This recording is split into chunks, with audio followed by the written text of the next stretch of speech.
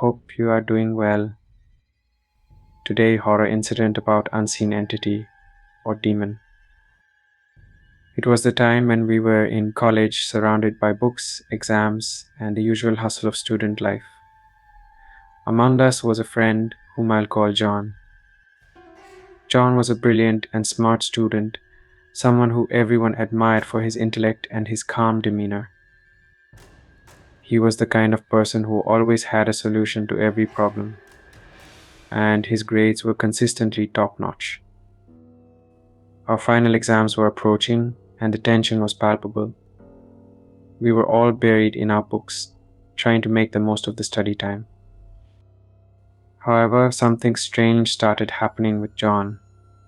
Unlike his usual composed self, he began to appear stressed and anxious. At first, we thought it was just exam pressure getting to him, but as days passed, his behavior became increasingly worrisome. John would sit in the library staring blankly at his notes.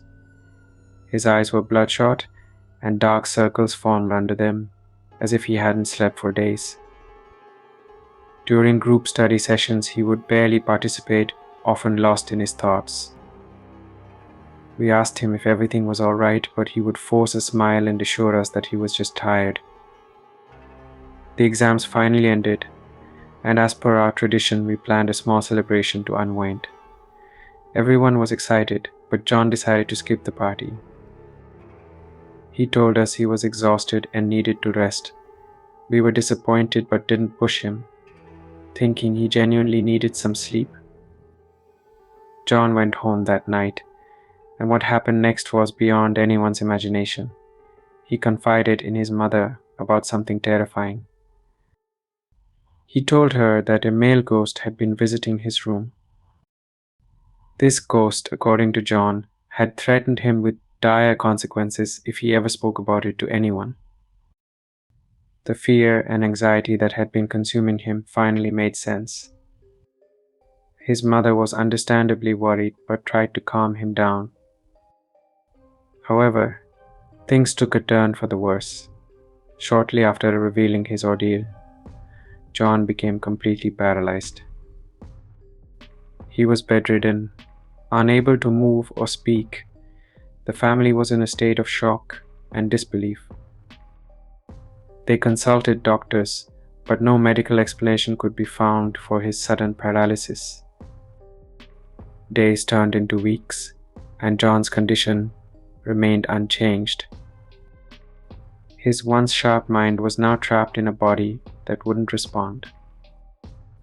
The entire college community was shaken. We visited him, hoping to see some improvement, but it was heart-wrenching to see our friend in such a state. In their desperation, John's family turned to traditional and spiritual healers. They were looking for anyone who could help. Finally, they found a scholar renowned for his knowledge in dealing with supernatural entities. This scholar had a reputation for successfully handling such cases, and the family placed their hope in him. The scholar visited John's home, and after a thorough examination, he confirmed the presence of a malevolent spirit. He assured the family that he could help and began the process of removing the ghost.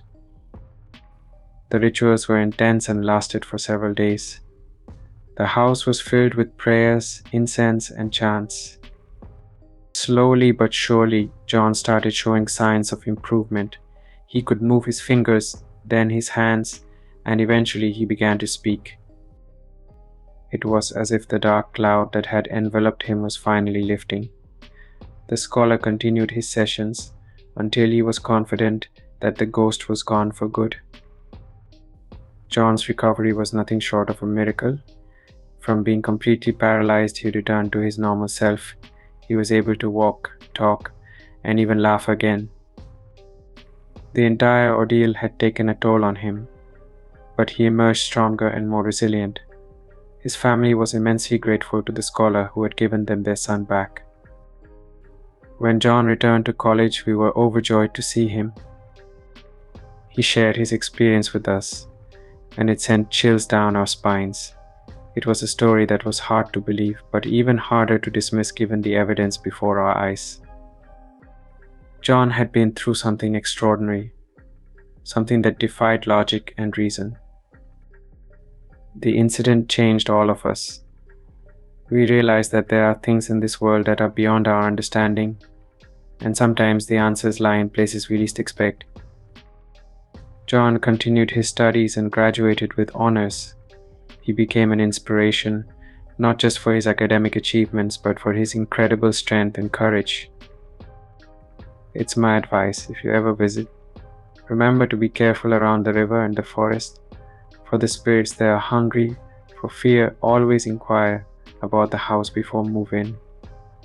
Keep yourself and others safe from any type of scary activity. Thanks for watching. Please like, share, and subscribe.